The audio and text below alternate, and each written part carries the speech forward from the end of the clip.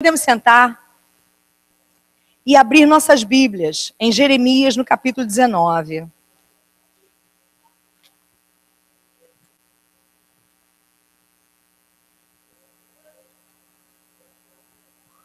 Livro do profeta Jeremias, no capítulo 19.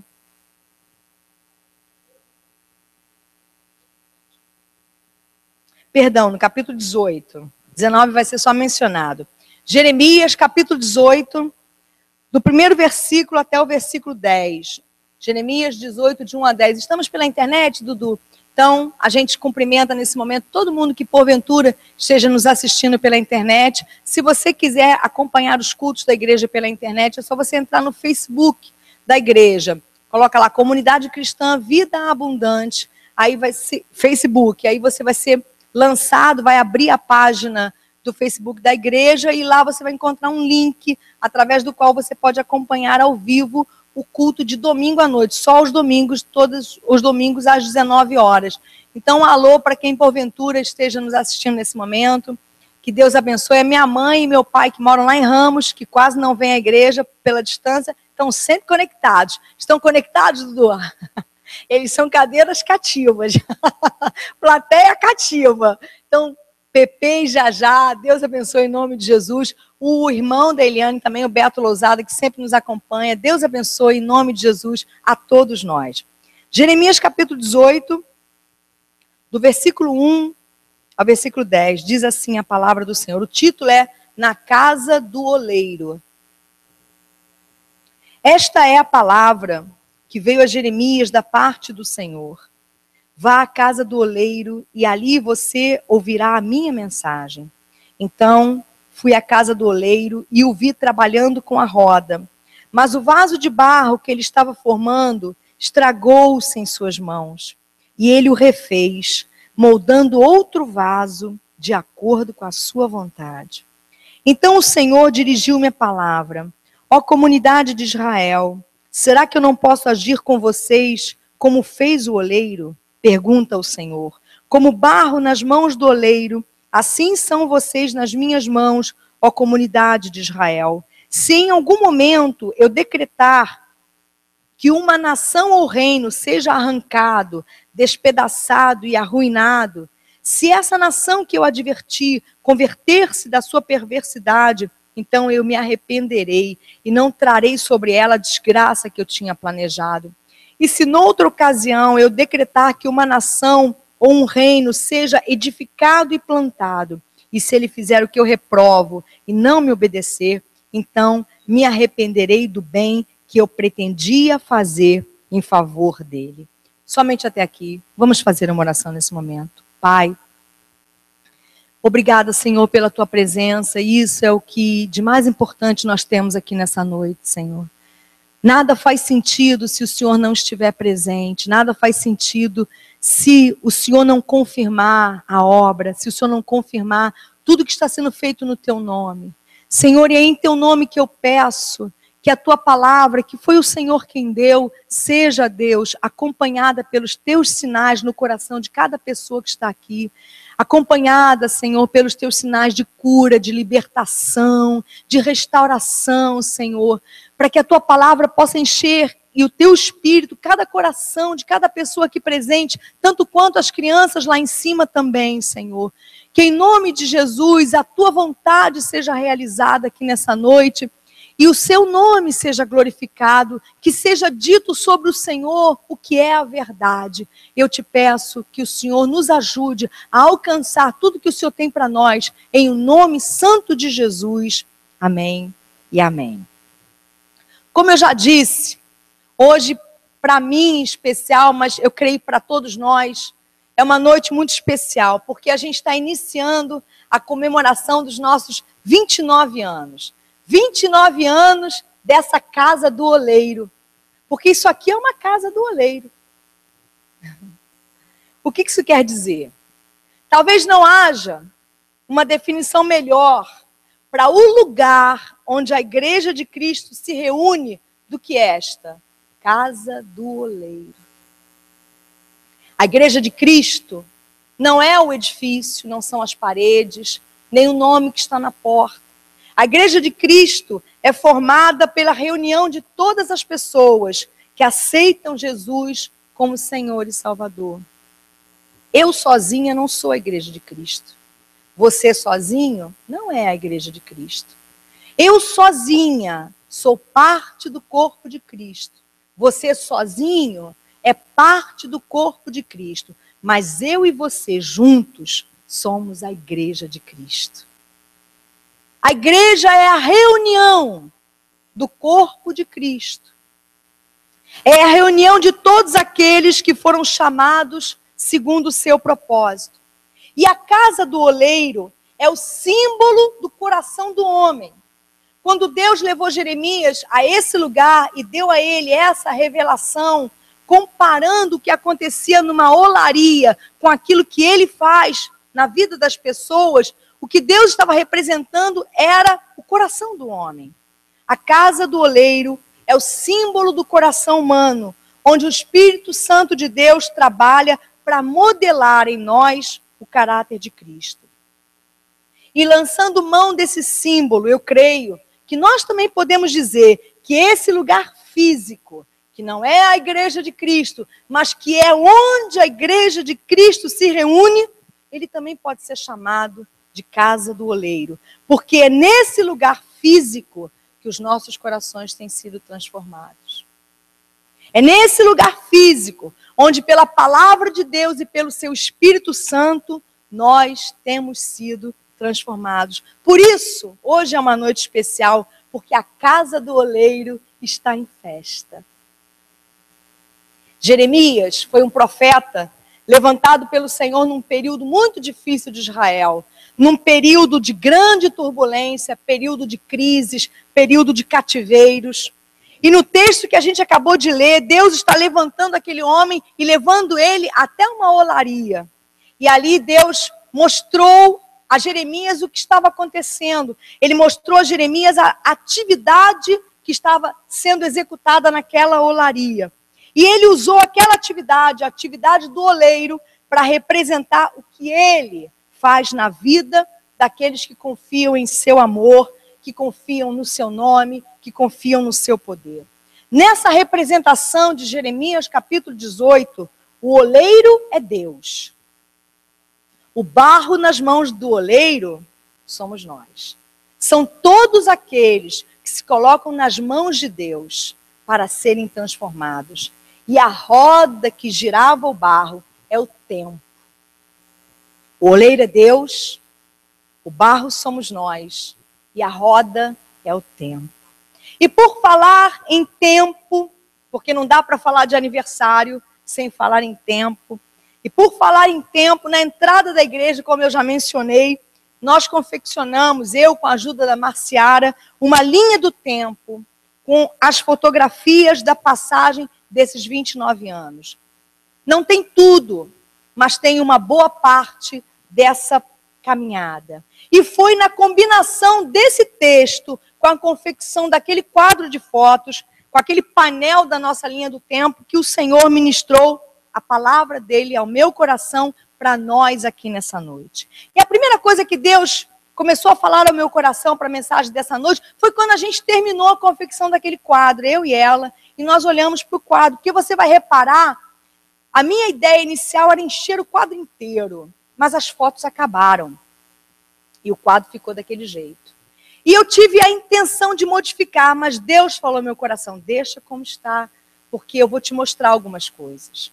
E a primeira coisa que Deus começou a me mostrar quando eu olhei para aquele quadro, e provavelmente você vai reparar isso também, é exatamente a questão da passagem do tempo. A primeira coisa que o Senhor me mostrou foi a rigidez do passado.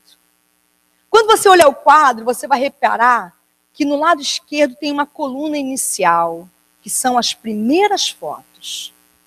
Os primeiros momentos do que começou a acontecer aqui nesse lugar. Na verdade, tem fotos ali da inauguração de 1980. Aquelas fotos pequenininhas, mostrando ali o pastor João Batista orando com um grupo. Não era nem aqui. Provavelmente num porão que eles se reuniram ali na Cândido Benício em 1980. Aí quando a gente olha aquela coluna da esquerda, ela é toda certinha, ela é toda formatada, ela é toda rígida. Quando eu pensei, enquanto confeccionava o quadro com a Marciara, em mudar, porque as fotos acabaram, a gente disse, caramba, mas vai dar muito trabalho, porque a gente vai ter que tirar tudo para chegar até o início. E foi quando então Deus começou a ministrar ao meu coração. Quando nós terminamos de confeccionar o painel, através da imagem formada pela junção de todas as fotos, algumas coisas saltaram ao meu entendimento. A primeira delas foi sobre a rigidez do passado. Se você olhar o painel, como eu já disse, você vai perceber que as fotos mais antigas que deram início ao painel, elas estão rigidamente alinhadas. E se nós quiséssemos modificar o painel, o maior trabalho seria chegar até elas. Porque é muito mais fácil mexer nas últimas fotos, nas mais recentes, do que mexer nas fotos antigas. Porque assim é o passado. O passado é rígido, é imutável, é inflexível. Quem consegue mexer no passado? Quem consegue mudar o que já aconteceu? Não é assim que acontece na nossa vida? A gente olha para o que passou. De quantas coisas nos arrependemos? Podemos mudar? Não. De quantas coisas nos orgulhamos? Podemos mudar? Não. Porque o passado é isso. É alguma coisa que não se pode mexer. Pelo menos não de uma forma tradicional. Assim é o passado, rígido, imutável, inflexível. E a única forma da gente mexer no passado é através da interpretação que a gente faz dele. Você nunca, e eu nunca, vou conseguir mudar o que aconteceu. Mas a gente pode mudar o passado, sim. Quando a gente enxerga o passado sob uma nova perspectiva. Quando a gente enxerga o que aconteceu de uma nova forma. Ninguém pode mudar o que já aconteceu, exceto se alcançar uma nova compreensão dos fatos. E aí, nesse momento, nessa primeira lição que eu extraí dessa combinação que Deus deu com o painel de fotos e a mensagem da casa do oleiro, eu fecho essa primeira interpretação com uma frase, com um ditado popular que eu acredito que todo mundo aqui conhece. Se a vida te deu limões... Podem falar mais alto? Se a vida te deu limões... Essa psicologia popular, né? Se a vida te deu limões, faça uma limonada. Aí eu vou meter o bedelho na frase. E vou dizer, se a vida te deu limões, faça uma limonada mesmo. Porque se a vida te deu limões, Deus te dá a água e o açúcar. Nós estamos aqui para dizer isso. Com a nossa vida diante dele. A vida deu limões. A gente fez muita bagunça com os limões. Mas Deus tem a água e o açúcar para que a gente possa fazer uma limonada. E aí o Senhor foi me dando outras interpretações a partir daquele painel e a partir do texto que nós lemos em Jeremias 18.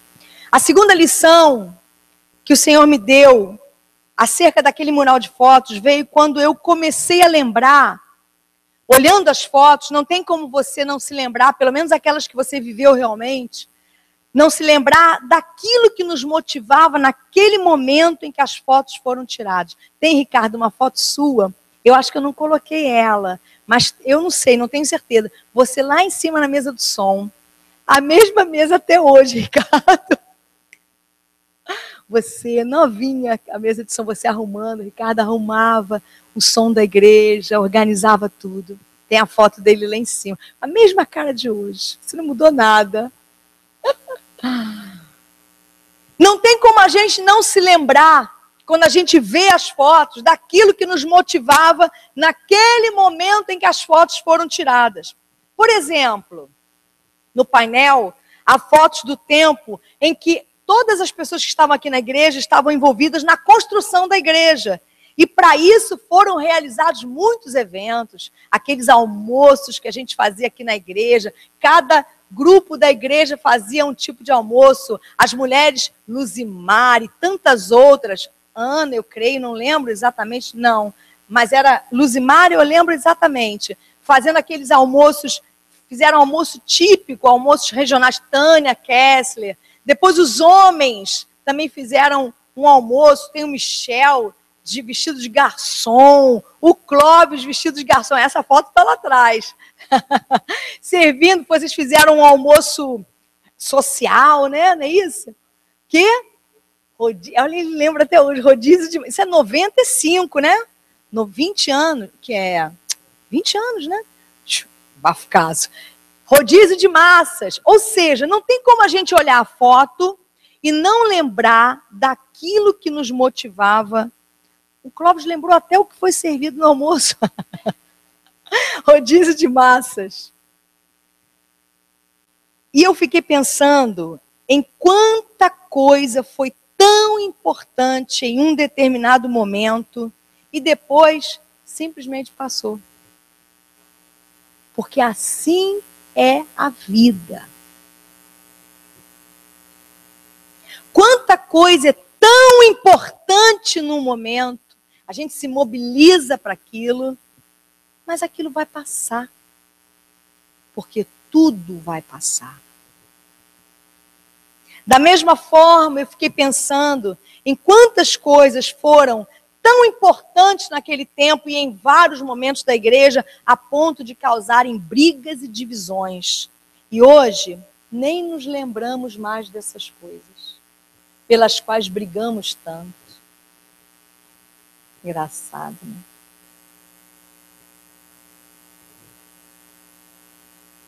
A segunda lição da passagem do tempo é que o tempo passa e a gente muda, inclusive naquilo que a gente considera tão importante. Olha as fotos, a gente vê, meu Deus, isso era tão importante naquele momento e hoje ninguém nem mais quer isso. Fizemos tanta questão de tantas coisas, coisas que ninguém mais faz questão hoje. Por outro lado, nos mobilizamos tanto positivamente acerca de algumas coisas que foram construídas e foram importantes, mas passaram. Passaram. E aí, no encalço dessa segunda lição, desse segundo ensinamento de Deus, veio o terceiro. A terceira lição da passagem do tempo. Quantas vezes em prol do que era tão importante naquele momento e agora ninguém mais nem se lembra, o mais importante foi sacrificado.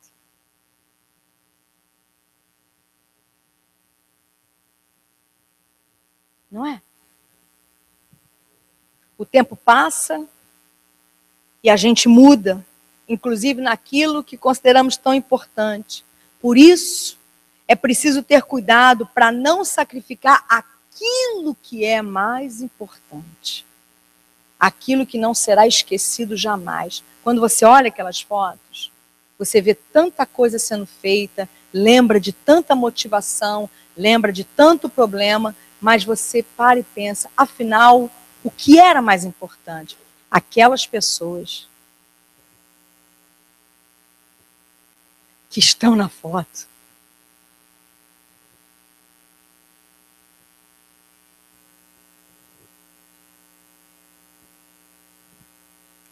Mas, às vezes, por causa do que estamos fazendo, que consideramos tão importante, o mais importante é sacrificado.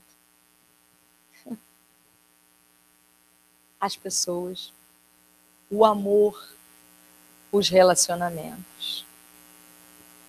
1 Coríntios 13:3 diz, assim permanecem agora estes três, a fé, a esperança e o amor. O maior deles, porém, é o amor. E aí eu lembrei de uma frase que eu já citei várias vezes aqui na igreja.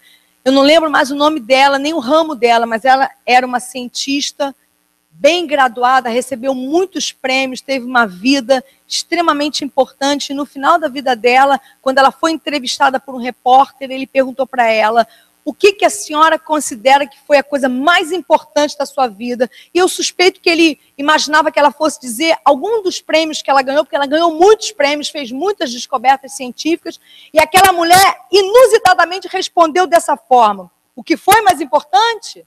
O mais importante é que eu amei e fui amada. O resto é pano de fundo.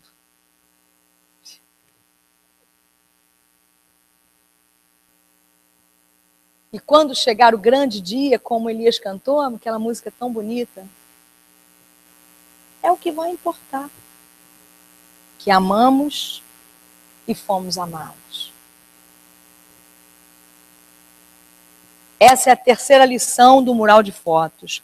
O tempo passa, a gente muda, inclusive naquilo que consideramos tão importante naquela época da nossa vida. E não podemos nos esquecer que não podemos sacrificar o que é realmente mais importante. E o que é mais importante é o que se sente. É o amor. Finalmente, a quarta e última lição da passagem do tempo que Deus me mostrou quando nós confeccionávamos aquele mural, chega quando a gente olha para o final do mural. Porque eu não gostei, agora eu gosto, do jeito que o mural terminou. Porque eu sou uma pessoa metódica, quase tendo toque, transtorno obsessivo compulsivo. Se eu chegar numa mesa e ela estiver assim, eu começo a arrumar a mesa todinha. As coisas têm que ficar tudo certinho assim, ó. Tudo arrumadinho.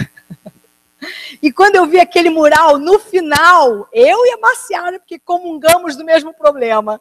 Quando no final a gente viu as fotos desniveladas, eu falei: Marciara, não dá, a gente vai ter que tirar tudo, fazer tudo de novo, porque no final não combinou.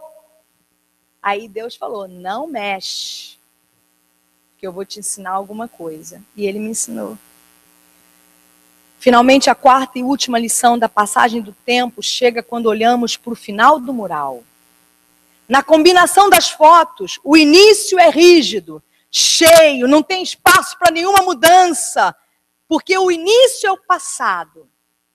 Mas o final do mural é cheio de buracos, é cheio de espaço. O final do mural não é simétrico como o seu início. E Deus falou: porque o final é o futuro. As fotos haviam acabado. E eu cheguei a pensar em colocar outras fotos para completar os espaços vazios. Quando eu entendi que o propósito era esse. Devia haver espaços vazios. Porque assim é a passagem do tempo. Porque assim é o futuro. Um processo em construção. Os espaços vazios são as possibilidades diante de nós. Eu posso olhar para o mural e dizer: está faltando um monte de fotos. Ou eu posso olhar para o mural e dizer: quanta história ainda vai ser fotografada e colocada ali.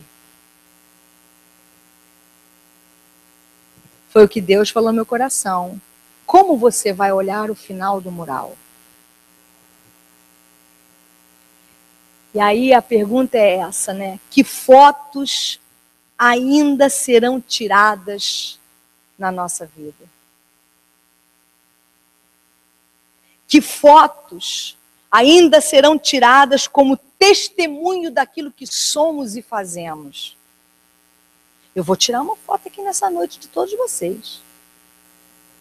Com muita alegria no coração. Por ver pessoas que eu não via há muito tempo aqui na igreja. Esse é um dia especial para mim. E essa foto vai para o mural. Que fotos ainda testemunharão sobre esta casa do oleiro? Depende dos fotógrafos. Depende da gente. E depende do Senhor. Deus deu a palavra do oleiro e com ela eu vou terminar. Deus deu as 4 lições do painel de fotos, mas Deus tinha me levado a um texto em Lucas, no capítulo 1, E eu não entendi por que Deus tinha me dado aquele texto, mas eu sabia que de alguma forma aquele texto entraria na mensagem dessa noite. E naquele texto que está em Lucas, eu peço que você vá comigo até lá, capítulo 1.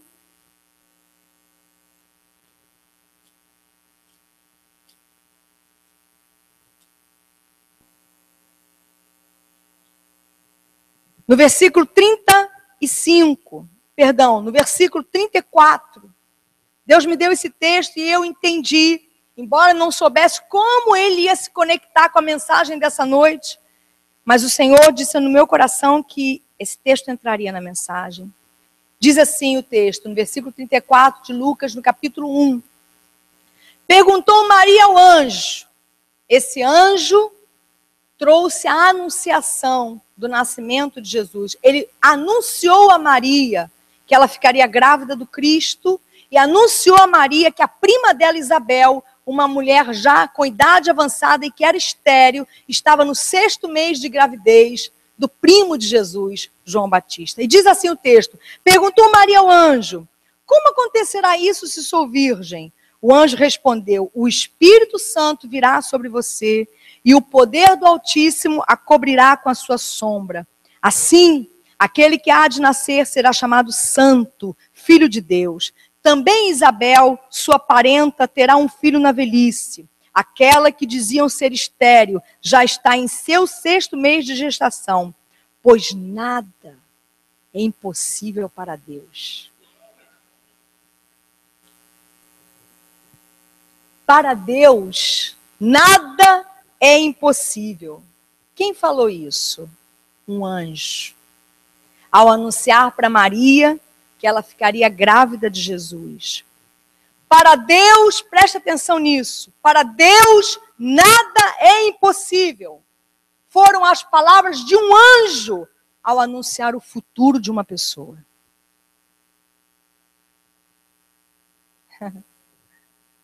Entendem? O seu futuro, o meu futuro, se nós estamos na casa do oleiro, é anunciado pelo Senhor. E a palavra de Deus para o seu futuro e para o meu futuro é, para Deus, nada é impossível. Essas são as palavras de Deus ao anunciar o futuro para aqueles que se colocam em suas mãos como barro. Nada é impossível. A conclusão dessa mensagem é a seguinte.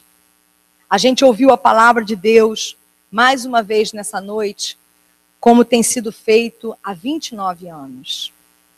Eu sei que provavelmente, algumas vezes, inclusive através de mim mesma, ao longo desses 29 anos, a palavra ministrada tenha sido muito mais de homens do que de Deus. Isso é uma pena. Mas já não é mais assim. E hoje, nós ouvimos a palavra de Deus. Como nos colocaremos nas mãos do oleiro?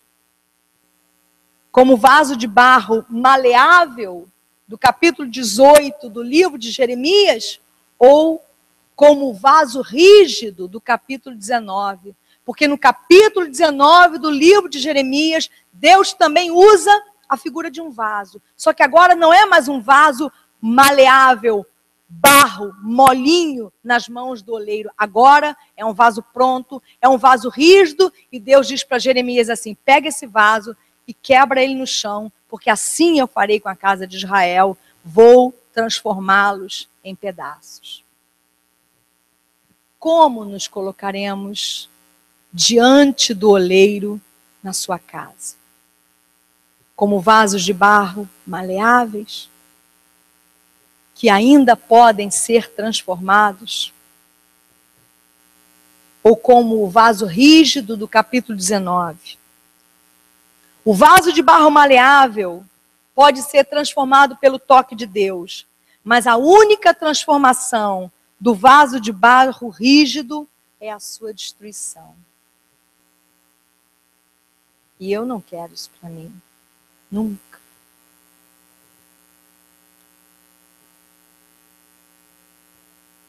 Eu não quero que sobre apenas esse caminho de transformação na minha vida, ser quebrado. Para isso, eu tenho que me manter flexível, ensinável, humilde. Mais de ti, Senhor. Foi outro hino que a gente cantou aqui nessa noite. Menos de mim, mais de ti. Que Deus nos ajude a nos colocarmos diante do oleiro nessa noite, do jeito certo. Essa noite, todas as noites e dias que vierem. Porque é isso que Deus quer fazer na sua vida. Quer transformar você numa obra-prima. Quer que você seja capaz de realizar todo o seu potencial de vida. Quer que você seja capaz de realizar tudo para o qual você foi desenhado para realizar. Tudo que você é capaz por Ele de fazer. Algumas vezes nós vamos falhar e precisaremos ser transformados, modificados e modelados. E Deus estará na sua casa para fazer isso como oleiro. E nós vamos subir na roda de Deus, no tempo. E vamos dizer, Senhor, modela novamente. E Ele vai nos molhar com a sua palavra. E com o seu Espírito, amolecer o nosso coração. E de novo Ele vai